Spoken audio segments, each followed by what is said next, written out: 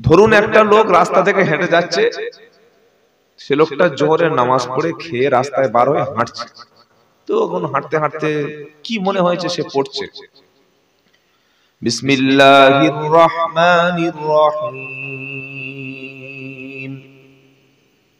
ইয়াসিন ওয়াল কুরআনিল হাকীম, ইন্নাকা লামিনাল মুরসালিন আলা সিরাতিম মুস্তাকিম, তানজিলাল আজিজির রহিম, লিতুনদিরা কওমান মা উনদিরা আবাউহুম ফাহুম গাফিলুন। রাস্তা থেকে হাঁটছে আর কোন সূরা পড়ছে? ইয়াসিন পড়ছে। এই লোকটার ওযু নেই, খালি মুখ দিয়ে মুখস্থ পড়ে পড়ে যাচ্ছে। মুখ দিয়ে কোরআন পড়ার জন্য ওযু বাধ্যতামূলক? যদি বলেন না। কিন্তু যখন স্পর্শ করবে, ছুঁইবে, যেটা হার্ড কপি, যেটা কোরআনের মাসহাফ, কোরআনের যে অংশ, যেটা যেটা আমরা পবিত্র কোরআন বলি, ওইটাকে হাত দিয়ে তোলার জন্য কিন্তু ওযু প্রয়োজন। কি নাকি বিনা ওযুতে? কিছু বুঝতে পেরেছেন কথাটা? এগুলো একটু জানার দরকার আছে, শিখবেন। অনেক বাড়ির বৌমা হয়তো কোনো কারণে শরীর নাপাক হতে পারে না, পারে না, নাপাক হয়ে গেছে। শাশুড়ি বলছে, এই বৌমা, আগে গোসল করবি, তারপরে উঠে খাটে হাত দিবি, তারপরে উঠে রান্না করবি, তারপরে জামা কাপড়ে হাত দিবি, তারপরে মোবাইলে হাত দিবি, তারপরে ঘরে পা দিবি। গোসল না করে তুই খাটে পর্যন্ত হাত দিবি না। এরকম বলতে শুনেছেন কথা? শোনেন নাই? অনেকে বলে, মেয়েদের ফতোয়া এটা। কাদের ফতোয়া? যদি বলো, যদি কেউ ফজরের নামাজের আগে নাপাক থাকে, তার উপরে বাধ্যতামূলক হচ্ছে গোসল করে পবিত্র হয়ে নামাজের জন্য তৈরি হয়ে যাওয়া। কিন্তু সকাল 8টা বা 9টা 10টার সময় কেউ যদি নাপাক হয়ে যায়, যত দ্রুত সম্ভব গোসল করা উচিত। কিন্তু তিনি গোসল নেই বলে বা একটু নাপাক হয়ে গিয়েছে বলে খাটে হাত দিতে পারবে না, মোবাইলে হাত দিতে পারবে না, হাঁড়িতে হাত দিতে পারবে না, শ্বশুরের চা করে দিতে পারবে না, করলে পাপ হবে। এটা কিন্তু ইসলামের ফতোয়া না, এটা মেয়েদের ফতোয়া। কিছু বুঝতে পেরেছেন না পারেন নাই? তবে নাপাক অবস্থায় থাকলে তার কাছে রহমতের ফেরেশতা আসে না। কথা মনে থাকবে ইনশাআল্লাহ। মিথ্যা কথা বললে রহমতের ফেরেশতা মুরাকাটা বাজার ছেড়ে আরো 1.5 কিলোমিটার দূরে চলে যাবে। মিথ্যা কথা বললে, কেউ যদি একবার মিথ্যা কথা বলে, মুখে দুর্গন্ধে কয়েক মাইল দূরে আল্লাহর রহমতের ফেরেশতা চলে যায়। কি বলছেন আপনি? কথা মনে থাকবে ইনশাআল্লাহ। কেউ যদি বাড়িতে ছবি ফটো টাঙায়, যে কোনো ছবি হোক, জীবজন্তুর ছবি, মেসির ছবি, রোনাল্ডোর ছবি, নেইমারের ছবি, তার ভালো ভক্ত যে ফলোয়ার তার ছবি, রহমতের ফেরেশতা আসবে না। 3 নম্বর, বাড়িতে যদি কেউ কুকুর পোষে, কুকুর দেখেছেন আপনারা? দেখেন নাই? ও কুকুর নয়, এ তো গন্ধ কুকুর। সে একটা মালের দাম 40,000 টাকা, তার পিছনে যা খরচ, ইমাম সাহেবের পিছনে অত খরচ হয় না। কি বুঝলেন? দিন গেলে 300 টাকা, আমার বাড়ির পাশে আছে, দিন গেলে 300 টাকা কুত্তার পিছনে খরচ। আর ইমাম সাহেবের দুপুরে সকালে নাস্তা দিয়েছে পচা ডিম আর পচা পান্তা, খাবি খা, তা না হলে শুকিয়ে যা। কি বুঝলেন? আর কুকুরের জন্য স্পেশাল খাবার। নাউযুবিল্লাহি মিন যালিক। মুসলমান ভাবুন একবার, মোবাইলে প্রত্যেক মাসে কত রিচার্জ করি? কমপক্ষে 150 টাকা, 200 টাকা, 250 টাকা, 300 টাকা। আর আমরা বাপ মায়ের, মা হাত খরচ চাইছে, বাবা মেয়ের বাড়ি যাব, কিছু দিবি? খেয়ে দে কাঁদে কাঁদে, কি করবে না? এটা মুসলমান। আল্লাহ আপনার দেখবে, আপনি অন্তর থেকে কোনটা করছেন এটা আল্লাহ দেখবে। সেজন্য খুতবায় যে আয়াতটা পড়েছিলাম, আল্লাহ কি বলছে? লাইয়ানালাল্লাহু লুহুমুহা ওয়ালা দিমাউহা ওয়ালাকিন ইয়ানালুহু তাকওয়া মিনকুম। 17 পারা সূরার নাম সূরা হজ। কোন সূরা? সূরা হজ বলে আল্লাহ একটা সূরা নাজিল করেছে। সুবহানাল্লাহ বলতে ইচ্ছা করে না? কোরআন শরীফে কি নেই বলুন? কি নেই? মেয়েদের জন্য আল্লাহ স্পেশাল একটা সূরা দিয়েছে। সূরাটির নাম হলো সূরাতুন নিসা। বলুন সুবহানাল্লাহ। একটা মোবাইল কিনতে যাবেন, মোবাইলের সঙ্গে দেখবেন একটা কাগজ দেবে, কতক্ষণ চার্জে রাখবেন, চার্জে রেখে ফোন ব্যবহার করা যাবে কিনা, মোবাইলে কোন কাজটা করলে মোবাইল হ্যাং হবে না, মোবাইল কিভাবে ব্যবহার করতে হবে, কোন অপশন কোন ফাংশন কোথায় কি আছে, এটার জন্য আপনার একটা কাগজ দেবে। 2 চাকা বাইক কিনতে যাবেন, বুলেট বাইক, হোন্ডা গাড়ি কিনতে যাবেন, কিংবা পালসার কিনতে যাবেন, আরটিআর অ্যাপাচি কিনতে যাবেন, R15 কিনতে যাবেন, কেটিএম কিনতে যাবেন, তার সঙ্গে কিন্তু একটা কাগজ দেবে বাইকটা কিভাবে চালাতে হবে, কত কিলোমিটারে সার্ভিস করতে হবে, কখন মোবিল পাল্টাতে হবে, গিয়ারটা কত অপশনে কিভাবে দিতে হবে, তার জন্য একটা সঙ্গে নির্দেশনা দেয়। 4 চাকা কিনবেন, তার একটা নির্দেশনা দেবে। যে কোনো যন্ত্রপাতি কিনতে গেলে ব্যবহার করার জন্য একটা সতর্ক বার্তা থাকে, থাকে না? থাকে না? সব কিছু থাকে। আল্লাহ পাক বলছে, বান্দা তুমি মানুষ, তুমি বেটা ছেলে, পৃথিবীর জমিনে সবচাইতে উত্তম সম্পদ হলো আদ-দুনিয়া কুল্লুহা মাতা ওয়া খায়রুল মাতা'id দুনিয়াল মারআতু সালিহা। নবী সাল্লাল্লাহু আলাইহি সাল্লাম বলেন, গোটা পৃথিবীটা হলো একটা সম্পদ, গোটা পৃথিবীটা হলো একটা পার্থিব দুনিয়ার ক্ষণস্থায়ী সম্পদ। তার মধ্যে উত্তম সম্পদ হলো লজ্জাশীলা ধার্মিকা রমণী। জোরে বলুন না সুবহানাল্লাহ। জোরে বলা হয় না? 3 বার বললে তবে সুবহানাল্লাহ। আবার কিছু কিছু লোক ঠিক করে রেখেছে, বৃষ্টি হলে সুবহানাল্লাহ বলবো, তাই তো নাকি? নারায়ে তাকবীর। সবচাইতে উত্তম সম্পদ হলো লজ্জাশীলা ধার্মিকা রমণী। এই নারীটা ব্যবহার করার জন্য কোন নির্দেশনা আছে না নাই? মোবাইল ব্যবহার করার জন্য একটা ছোট কাগজ কোম্পানি দিয়েছে, বাইক কিভাবে ব্যবহার করবেন তার জন্য আপনার একটা ডাইরেকশন দিয়েছে। আল্লাহ বলছে, পুরুষ রে, নারীটাকে যেমন তেমন ব্যবহার করলে হবে না, কিভাবে ব্যবহার করলে তোর মনের মতো চলবে, কিভাবে ব্যবহার করলে তোর সঙ্গে হেসে কথা বলবে, কিভাবে ব্যবহার করলে তুই তার সঙ্গে সব হক আদায় করে নিতে পারবি, কিভাবে ব্যবহার করলে তোর জীবন নামক গাড়িটা ভালো চলবে, তুই তোর যখন বিয়ে করবি সংখ্যাটা কত হবে, কত টাকা তার হাতে দিবি, কি তরিকায় বিয়ে করবি, কিভাবে তাকে রাখবি, ঢেকে রাখবি নাকি সব সময় উলঙ্গ করে রাখবি, কতটা পরিমাণ ঢাকা থাকবে, কতটা পরিমাণ ঢাকা থাকবে না, সব সময় ব্যবহার করবি না মাঝে মাঝে রেস্ট দিবি, সবকিছুর নির্দেশনা যে সূরার মধ্যে আছে। সূরাটির নাম হলো সূরা নিসা। বলুন সুবহানাল্লাহ। এই সূরাটি প্রত্যেক যুবক ছেলে পড়া দরকার বিয়ের আগে। কখন? যেটা বলেন, পৃথিবীর সবচাইতে দামি জিনিস তো আনতে যাচ্ছেন শ্বশুরের কাছে, ওটা কি 5 লাখ টাকা, তাই নাকি? হ্যাঁ, সবচাইতে মূল্যবান সম্পদ নবী বললেন স্ত্রী। তো এই স্ত্রী পাওয়ার পরে আবার লোক শ্বশুর বাড়ি থেকে টাকা নেয় কি করে? শ্বশুরের বাইক চড়ে কি করে? দাবি করছে বাইক লাগবে। কত বড় ইতর মানুষ চিন্তা করতে পারে? গরিব মানুষ 20 বছর 18 বছর লালন পালন করে তার সবচাইতে মূল্যবান জিনিসটাই দিয়ে দিয়েছে, কলিজার টুকরা, নিজের জন্ম দেওয়া মেয়েটাই তুলে দিয়েছে আপনার হাতে। টাকা দাও, পয়সা দাও, বাইক দাও, 10 লাখ টাকা দাও, গদি দাও, খাট দাও, ড্রেসিং টেবিল দাও, আলনা দাও, আলমারি দাও। ছি ছি ছি, এর চাইতে ভিক্ষুক, এর চাইতে ছোট লোক, এর চাইতে ইতর শ্রেণী কি হতে পারে যারা শ্বশুর বাড়ি থেকে টাকা দাবি করে? মনে রাখবেন, আপনার কাছে সবচাইতে মূল্যবান হলো আপনার স্ত্রী। বলুন সুবহানাল্লাহ। এই স্ত্রী হচ্ছে আপনার শ্রেষ্ঠ সম্পদ। তো এই স্ত্রীর সঙ্গে দুটো কথা বলবো নাকি? কি বলছেন আপনারা?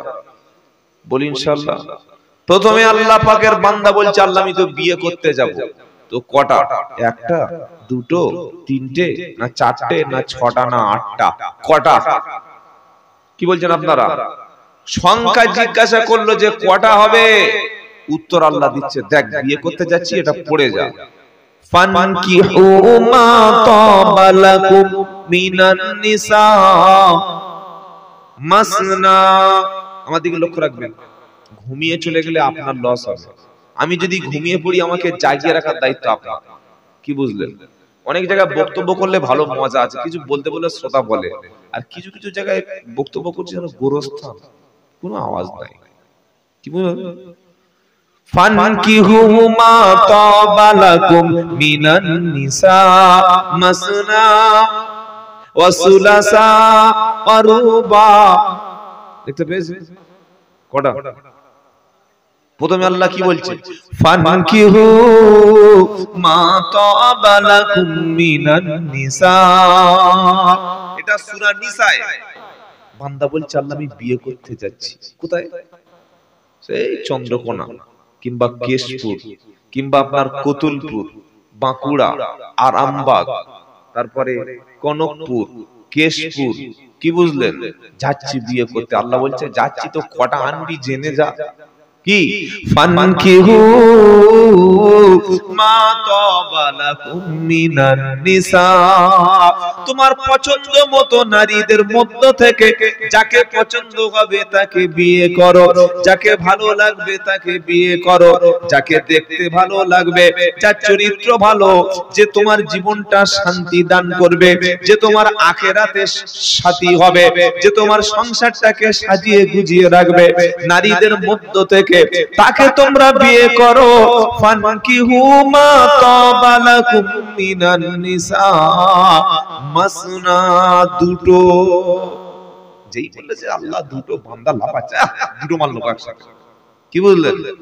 দুটো বলেছে আল্লাহ। আল্লাহ প্রথমে দুটো বলেছে। আপনি কোরআনটা খুলে দেখুন, সূরা নিসা দ্বিতীয় আয়াতটা খুলে দেখুন যে কি আল্লাহ বলছে। কোনদিন শুনেছেন কোন মাওলানা সাহেব বলে গেছে যে আল্লাহ দুটো বিয়ে করতে বলেছে? শুনেছেন কেউ বলেছে? তা আমি তো বলে দিচ্ছি আপনাদের, কি বলছেন বলে। অনেক লোক মনে করছে শালা এই মালটা এতদিন কোথায় ছিল রে, দুটো ছাড়পত্র দিচ্ছে। দাঁড়ান, ফানকিহু মা তাবা লাকুম মিনান নিসা। বাড়ির বউগুলো কিন্তু রেডি হচ্ছে, ঝাঁটা দিয়ে দুবো নাকি, কি উল্টো পাল্টা বলবো, একটা নিয়ে চালাতে পারে না, আরেকটা লাইসেন্স দিচ্ছে। তো আল্লাহ তো বলছে ফানকিহু মা তাবা লাকুম মিনান নিসা মাসনা দুটি, ওয়া সুলাসা তিনটি, ওয়া রুবা চারটি। বাড়ির বউরা কিন্তু খেপে আগুন হয়ে গেছে, ভাবছে খুব গোলমেলে লোক তো, এ আব্দুল্লাহ জুবাইর কে আনলো। এবার আল্লাহ কি বলছে এবার শুনেন, ফা ইন খিফতুম আল্লাহ তাদিলু ফাওয়াহিদা। জোরে হবে না সুবহানাল্লাহ? আল্লাহর ফয়সালা শোনাচ্ছি। ফা ইন খিফতুম, যদি ভয় হয়। কিসের ভয়? দুটোকে সমানভাবে দেখতে পারবো না, দুটোকে সমানভাবে শারীরিক প্রয়োজন মেটাতে পারবো না, তাদের অর্থনৈতিক যে সমস্যা সেটা মেটাতে পারবো না, দুজনকে সমানভাবে আমি তাদের হক আদায় করতে পারবো না। ফা ইন খিফতুম আল্লাহ তাদিলু ফাওয়াহিদা, তাহলে একটাই যথেষ্ট। সুবহানাল্লাহ। আমাদের প্রধানমন্ত্রী কদিন আগে বলেছে কি জানেন? মুসলমানদের বাচ্চা কাচ্চা বেশি হয়। শুনেন নাই আপনারা? বলে নাই? কংগ্রেস নাকি ইন্ডিয়া জোট ক্ষমতায় আসলে যত সম্পত্তি আছে কংগ্রেস, হিন্দুদের সম্পত্তি সব নাকি মুসলমানদের দিয়ে দেবে। এটা খবরের কাগজে আপনারা কেউ পড়েননি? হ্যাঁ, এই দেখো পড়া লোক বসে আছে। যারা পড়ে তারা জানে, যারা পড়ে না তারা জানে না। যে বলছে মুসলমানদের বাচ্চা কাচ্চা বেশি হয়, সে তার মায়ের ছটা বাচ্চার একটা বাচ্চা। চিন্তা করতে পারছেন? যে বলছে মুসলমানদের বাচ্চা বেশি, তার মাত্র ছটা বাচ্চা। বিশ্বকবি রবীন্দ্রনাথ ঠাকুর চেনেন? চেনেন না? দেখেননি কোনোদিন? রবীন্দ্রনাথ ঠাকুর কত ভাই বোন খবর নিয়েছেন কোনদিন? জেনে রাখুন, রবীন্দ্রনাথ ঠাকুর ওনারা হচ্ছে 15 ভাই বোন। কত? 15। রবীন্দ্রনাথ ঠাকুর কত নম্বর? 14 নম্বর। কত নম্বর? 14 নম্বর। তো আপনি কি বলবেন বলুন? এটা শুনে এগুলো জানার দরকার আছে। তো যিনি বলছেন মুসলমানদের বাচ্চা কাচ্চা বেশি হয়, তিনি হয়তো জানেন না যে এক সময় ছিল হিন্দুদের, খ্রিস্টানদের, অমুসলিমদেরও বাচ্চা হতো আনলিমিটেড, 8টা 10টা 12টা 14টা। কি ঠিক বলছি না ভুল বলছি? এখন হিন্দু বলুন মুসলমান বলুন দুটোর বেশি আর সিস্টেম নাই। একটা হয়েছে সিজারে, আর একটা বড় জোর মেরে কেটে ওটাও হবে সিজারে, তারপরে আর তো কোনো লাইন নাই। তো মুসলিম বলুন হিন্দু বলুন এখন এই একটা দুটোর মধ্যে। এই কথাটা যে বলছে মুসলমানদের বাচ্চা হয় বেশি, এটা বলার উদ্দেশ্য কি? একটা প্রধানমন্ত্রী যখন প্রধানমন্ত্রীর চেয়ারে বসে কথাটা বলেন, তিনি শুধু তো হিন্দুদের প্রধানমন্ত্রী নয়, তিনি শুধু তো ভারতের খ্রিস্টানদের প্রধানমন্ত্রী নয়, তিনি তো শুধু বিজেপির প্রধানমন্ত্রী নন, তিনি তো 130 কোটি ভারতবাসীর প্রধানমন্ত্রী। তাহলে তিনি কিভাবে বলতে পারেন যে মুসলমানদের বাচ্চা কাচ্চা বেশি হয়?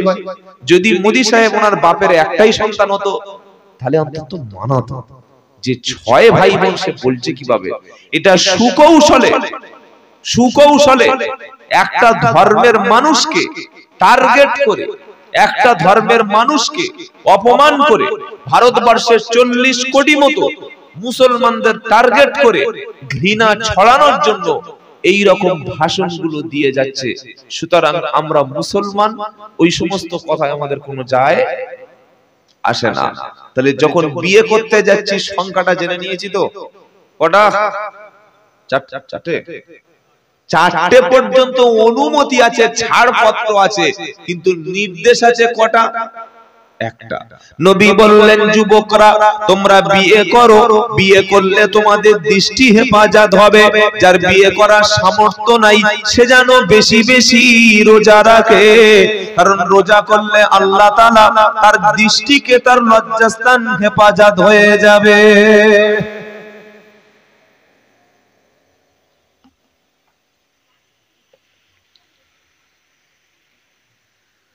ছেলে যদি উপার্জন কম করে বাপ মা অসন্তুষ্ট হয়, ছেলে যদি মদ খায় বাপ মা অসন্তুষ্ট হয়, ছেলে যদি গান বাজনা শোনে বাপ মা অসন্তুষ্ট হয়।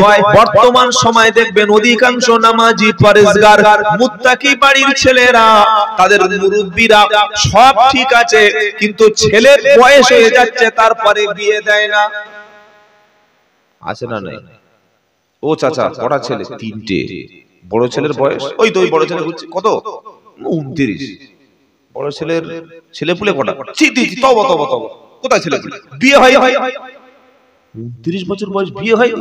বলছে কি করব, নিজে পায়ে দাঁড়াতে পারে না, ইনকাম করতে পারে না, ও কি খাওয়াবে বউয়ের? কেন তোমার ছেলে কি হাওরের মেয়ে বিয়ে করবে না বাঘের মেয়ে বিয়ে করবে? ও তো একটা নারীকে বিয়ে করবে। তো একটা নারী তোমার বাড়িতে যদি খায়, আচ্ছা আপনার স্ত্রী মোটামুটি, আপনারা যারা বিয়ে করেছেন মোটামুটি মেয়েরা কত কেজি চালের ভাত খায়? 3 কেজি, 5 কেজি, কতটা? 1.5 কেজি, 150। চিন্তা করে। আল্লাহ বলছে শোনো, আমার নবী পাকে আল্লাহ পাক শোনাচ্ছে, ইন্নাল্লাহা ইয়াবসুতুর রিজকা লিমান ইয়াশা ওয়া ইয়াকদির। সুবহানাল্লাহ। 15 পারা 4th পৃষ্ঠা, প্রথম নম্বর লাইনে 30 নম্বর আয়াত, সূরা বনী ইসরাইল। ইন্নাল্লাহা, নিশ্চয়ই আল্লাহ, ইয়াবসুতুর রিজকা লিমান ইয়াশা ওয়া ইয়াকদির, নিশ্চয়ই আল্লাহ যাকে খুশি তার রুজিটাকে বাড়িয়ে দেন, আবার যাকে খুশি আল্লাহ তার রুজিটাকে তিনি কন্ট্রোল করেন, কমিয়ে দেন। রুজি বাড়ানো কমানোর দায়িত্বটা কার হাতে? আল্লাহ যেখানে রুজি দেবে বলেছে কোরআনে, সেখানে আল্লাহ বলেছে ইন্নাল্লাহা মাইয়ারযুকু ইন্নাল্লাহা লা ইয়ারযুকু মাইয়াশাউ বিগাইরি হিসাব। নিশ্চয়ই আল্লাহ বান্দাকে বেহিসাব রিজিক তিনি দান করেন। জোরে বলুন, রুজি কোথা থেকে আসে বলেন? জমিন থেকে রুজি কখনো আসে না। আমরা মাত্র ধান ফেলে চাষ করতে পারি। জমিন থেকে রুজি যদি আসতো তাহলে সবার জমিতে সমান ধান হওয়ার কথা ছিল। সবার সমান ধান হয় বলে? একজন চাষ করেছে 1 বিঘে 15 বস্তা ধান, আর একজন চাষ করেছে মেরে কুটে 3 বস্তা ধান। একজন চাষ করেছে 30 বস্তা আলু, আর একজন চাষ করেছে 6 বস্তা আলু। জমি থেকে রুজি কতটা আসবে ওটা আসমান থেকে ঠিক হয়। মুরাকাটা বাজারে দুজন কাপড়ের ব্যবসা করছে।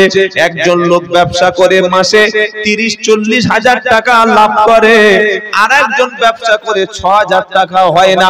সুতরাং জমি থেকে রুজি আসে না, আপনার ব্যবসা থেকে রুজি আসে না। রুজি বন্টন হয় আসমান থেকে। রুজির মালিক হলেন আল্লাহ। আল্লাহ কাকে রুজি দেবে সেটা আসমানে ঠিক হয়, তবে রুজি সেই ব্যক্তির উপরে আল্লাহ দেয় যে ব্যক্তি আল্লাহকে দেখে সবচাইতে বেশি ভয় পায়। বলো যে দলিল আছে? মাইয়াত্তাকিল্লাহা ইয়াজআল লাহু মাখরাজা ওয়া ইয়ারযুকু মিন হাইসু লা ইয়াহতাসিব। সূরা তালাকের 3 নম্বর আয়াতে আল্লাহ বলছে, বান্দা যে ব্যক্তি আমি আল্লাহ আমার দেখে ভয় করবে, অন্ধকার রুমে, অন্ধকার ঘরে, গাছের আড়ালে কিংবা নির্জনে, যেখানে পৃথিবীর কোনো মানুষ নাই, কোনো সিসি ক্যামেরা নাই, এগুলি না থাকার পরেও কোনো অপরাধমূলক কাজ করে না, আল্লাহর ভয় যার অন্তরে আছে, যেখানে থাকে আল্লাহকে স্মরণ করে, এই রকম খোদাভীরু মুত্তাকি লোক যদি কোনোদিন বিপদে পড়ে যায়, আমি আল্লাহ তাকে বিপদ থেকে বাঁচিয়ে নেব। আর খোদাভীরু লোক যদি মাইয়াত্তাকিল্লাহ, যে ব্যক্তি আল্লাহর দিকে ভয় করবে, যে ব্যক্তি আল্লাহর দিকে সব সময় ভয় রাখবে, কোরআন শোনাচ্ছে ওই ব্যক্তি যখন টাকার অভাব হবে, তার যখন রুজির কষ্ট হবে, এমন ভাবে রুজি তার মুখের কাছে পৌঁছে যাবে ও জীবনে কখনো কল্পনা হতে ছিল না। জোরে বলুন না সুবহানাল্লাহ। রুজি পৌঁছে যাবে মুখে। পৃথিবীতে কোনো প্রাণী রুজির জন্য চিন্তা করে না। দেখেছেন গরু সারাদিন, এই রাত্রেবেলা গরু চিন্তা পড়ে গেছে, ইস কাল সকালে কি খাও কি খাও। ছাগল চিন্তা করছে রাত্রেবেলা, ছাগল কালকের কি খাও। বাঘ চিন্তা করছে, গাধা, ঘোড়া, উট কেউ চিন্তা করে না, খালি মানুষ চিন্তা করে কাল সকালবেলা ক টাকা মাল ছাড়বো। কি বুঝলেন? আরে ভাই তুই 3000 টাকা হারাম ইনকাম করে কি করবি? তুই তো 150 টাকার বেশি খেতে পারবি না। খেতে পারবি? 2 পিস বড় বড় 10 টাকার রসগোল্লা দিয়েছে আর খেতে পারবি না। 200 দই দিয়েছে, খেতে পারছে না। বড় বড় এরকম দুটো পারোটার গরুর গোশত 500 দিয়েছে, খেতে পারছে না। তুই কি ইনকাম করে কি করবি? কিছু মনে করবেন, কিছু কিছু বক্তা আছে এত টাকা দাবি করে না, কমিটির খাম্বার হয়ে যাচ্ছে। কি আছে না নাই? কথা বলছে না যে আছে এত টাকা। প্রত্যেক দিন 3টে করে জলসা করে, আর 25-30 হাজার টাকার ডিমান্ড। সুবহানাল্লাহ, 25,000 টাকা। তো প্রতিদিন যদি 25,000 টাকা 3টে করে জলসা করে, দিনে 75,000 টাকা। 20-25 টাকা ছেড়ে দিই না। এসব বলে আমার নিজের ক্ষতি করে লাভ থাকে বলবো না। এ বলা মানে আমার আর পয়সা টয়সা মোটেই দেবে না। কি বুঝলেন? আল্লাহ ভরসা, যা হয় হয়। বাবাজিরা, সোনার আলোরা, ইমামকে পয়সা বেশি দেবেন, বলুন ইনশাআল্লাহ। যিনি আপনার যোগ্য ইমাম তাকে পয়সা দেবেন, ঠকাবেন না। যোগ্যতা হিসাবে পয়সা দেবেন, যার যেমন যোগ্যতা হাদিয়া খুশি করে দেবেন। হাক্কানি পীর যারা, ওলি যারা হয়, জীবনে তারা কখনো পয়সার পিছনে ছোটে না, বলুন সুবহানাল্লাহ। যারা হাক্কানি পীর তারা কখনো কে গরিব মুরিদ কে ধনী মুরিদ দেখে না। যারা প্রকৃত আলেম, কে আমাকে পয়সা কম দিল কে পয়সা দিল না এটা কখনো দেখে না। রাত দিন পরিশ্রম করে দিন ইসলামের দাওয়াত দিয়ে যায়, তারাই হচ্ছে খাঁটি ওলি। বলুন সুবহানাল্লাহ। এই মানুষ মারা গেলে কিয়ামত পর্যন্ত তার কবরের কাছে মানুষ দাঁড়িয়ে জিয়ারত করবে। বলুন না সুবহানাল্লাহ। আর আমরা যে ভয়ঙ্কর লোক, মরে গেলে খালি বলে, ওহ শালা প্রচুর টাকা ছেড়ে গেছে, ঠিক হয়েছে, মরেছে ঠিক হয়েছে।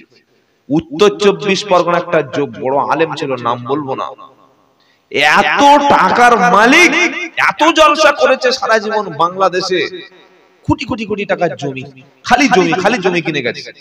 সেই লোকটা কদিন আগে দুটো কিডনি খারাপ হয়ে গেছে, মিডিয়ায় মানুষের কাছে বলছে যদি কেউ জাকাতের পয়সা দিতে পারে তো দাও, আমি নেব। আপনি ভাবতে পারছেন কি করবেন পয়সা নিয়ে, কি করবেন? সেজন্য যতটুকু ইনকাম করবেন, ইনকামটা যেন হালাল হয়, উপার্জনটা যেন কষ্ট করে হয়, উপার্জনটা যেন হালাল পদ্ধতিতে হয়। হালাল রুজি কেউ খেয়ে যদি দোয়া করে 100% দোয়া কবুল হবে। বলুন সুবহানাল্লাহ। মনে থাকবে কথাটা। হারামের দিকে যাবেন, হারামের দিকে হাত বাড়াবেন না। প্রচুর উপার্জন আছে পৃথিবীতে, অনেক উপার্জন আছে, হারাম ভাবে করা যায়। আল্লাহর যে দায়িত্ব আমাদের দিয়েছে সেটা পালন করব। এটা পালনের সাথে সাথে আল্লাহর উপরে ভরসা করব, আল্লাহ যদি দয়া করে আমাকে জান্নাত দেয়। বলুন সুবহানাল্লাহ। আমরা অনেকে মনে করি এই আমি নামাজ পড়েছি, দাড়ি রেখেছি, রোজা করেছি, হজ করেছি, যাকাত দিয়েছি, বাস নিজেকে ভাবি জান্নাতি। ভাবি না? ভাবি না? আমি ভাবলে হবে না, আল্লাহ যদি দয়া না করে সেটা সম্ভব না। তো আল্লাহর জান্নাত সেই ব্যক্তি পাবে যে ব্যক্তির উপরে আল্লাহ সবচাইতে বেশি রাজি হবে। কে রাজি হবে? জোরে বলেন। আল্লাহ। আল্লাহ রাজি কার উপরে হবে? নবী রাজি যার উপরে হবে। সুবহানাল্লাহ বলুন। ভেবে বলুন, নিজেকে ভেবে প্রশ্ন করুন। বিবি, বাচ্চা, স্ত্রী, পুত্র, আত্মীয় স্বজন সবাই রাজি, আর নবী যদি রাজি না হয় লাভ আছে? আল্লাহ যদি রাজি না হয়, একটা ছেলের সঙ্গে একটা মেয়ের বিয়ে হবে, গোটা গ্রাম সবার বলেছে, 300 লোক বলেছে, বিশাল প্যান্ডেল, দুটো গরু, 1 মণ ছাগল, খাসি জবাই করেছে, বিশাল খাওয়া হবে। বিয়েতে সব রাজি, খালি মেয়েটা রাজি। কেন রাজি নয়? ও বিয়ের আগে অন্য একটা ছেলের পছন্দ করে রেখেছে। এটা হতে পারে না? পারে না? মোটা হতে পারে না? রাজি। তো এই বিয়েতে সবাই রাজি, খালি মেয়েটা রাজি নয়। বিয়ে হবে, বরযাত্রী আসবে, কিন্তু সংসার হবে? বিয়ের 40 দিন, 1 মাস, 15 দিন, 1 সপ্তাহ পরে এই বরকে রেখে পালিয়ে চলে যাবে। প্রথমে রাজি থাকতে হবে স্বামী এবং স্ত্রী। তো আমরা যারা বসেছি, একজন এক সৃষ্টিকর্তার রাজি খুশির জন্য, তিনি কে? যদি বলেন আল্লাহ।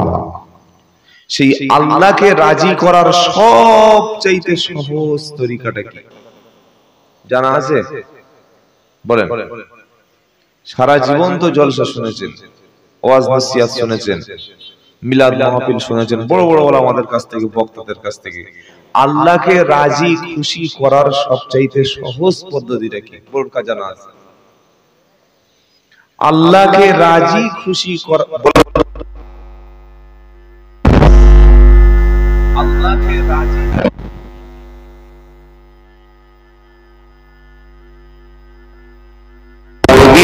পদ্ধতিতে জীবন যাপন করা। বলুন সুবহানাল্লাহ। যে যত বেশি তার জীবনে নবীর আখলাক চরিত্র ধারণ করতে পারবে, যার জীবনে নবীর আদর্শ বেশি দেখা যাবে, সেই ব্যক্তির উপরে আমার আল্লাহ বেশি রাজি হয়ে যাবে। বলুন সুবহানাল্লাহ। আর যার জীবনে যার চরিত্রে, যার পোশাকে, যার কথাবার্তায়, যার খাবারে, যার ঘুমানোয়, যার বিয়েতে, যার চাষে, যার লেনদেনে, ব্যবসা বাণিজ্যে নবীর আদর্শের কোনো নামগন্ধ পাওয়া যাবে না, আল্লাহ ওই ব্যক্তির উপরে কখনো রাজি হবে না। বলে যে দলিল, ইনশাআল্লাহ দলিল আছে, রেকর্ড আছে, পর্চা আছে, সব আছে, খালি নিতে পারলে হয়। কি দলিল দরকার আছে তো? এই যে জমিটা, এটা সরকারি জমি না জনগণের জমি? কথা বলেন। জনগণের জমি, আপনাদের মধ্যে কারো একজনের জমি। তো এই জমিটা বিক্রির সময় কি দেখাতে হবে?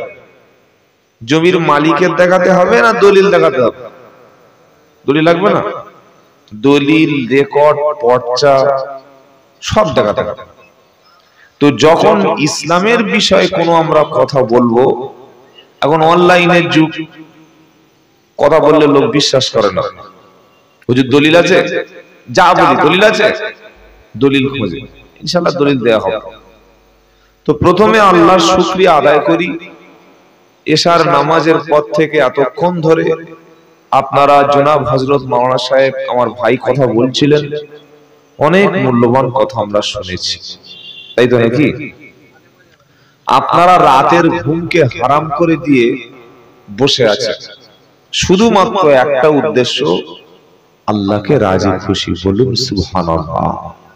তো আপনারা যে এসেছেন, আল্লাহ এনেছেন দয়া করে, সেই আল্লাহর দরবারে শুকরিয়া আদায় করি। আল্লাহ শেখানো ভাষায় সকলে বলি আলহামদুলিল্লাহ, বলুন আলহামদুলিল্লাহ। 10 থেকে 12 দিন আগে আপনাদের এলাকায় গরম পড়েছিল বাবা, নাকি বরফ পড়ছিল? খুব গরম। বলুন কত বড় রহমত আল্লাহ।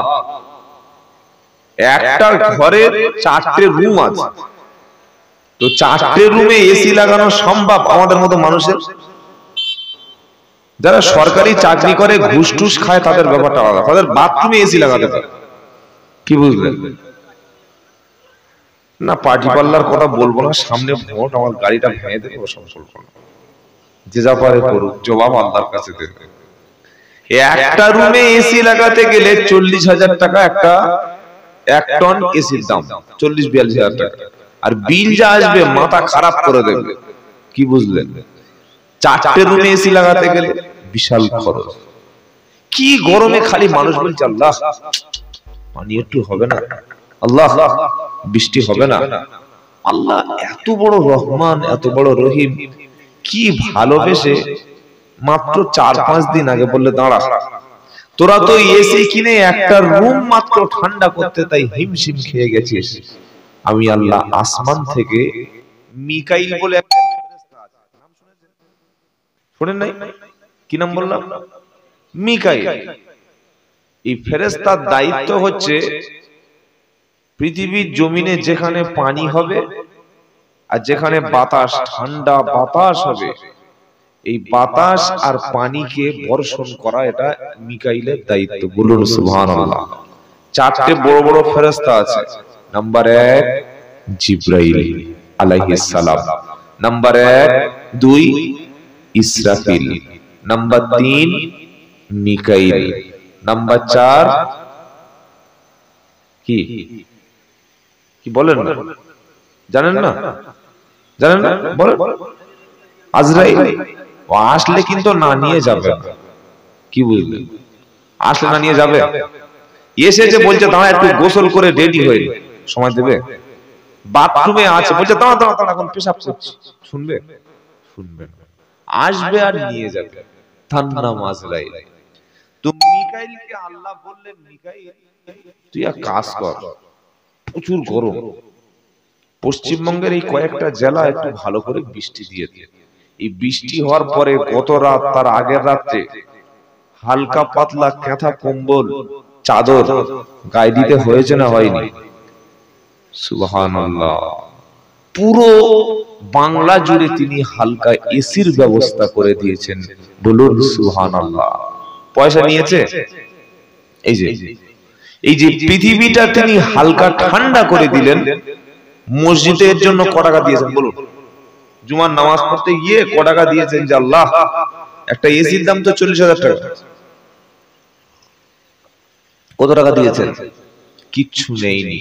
আল্লাহ শুধু চেয়েছে আলহামদুলিল্লাহ। কি চেয়েছে বলেন? আলহামদুলিল্লাহ। তো সুন্দর একটা পরিবেশ আমরা বসে আছি, নবীর উপর একবার দরুদ আর সালাম পড়ি, পড়ে আমরা বক্তব্য শুরু করি। সকলে বলুন সাল্লাল্লাহু আলাইহি ওয়াসাল্লাম।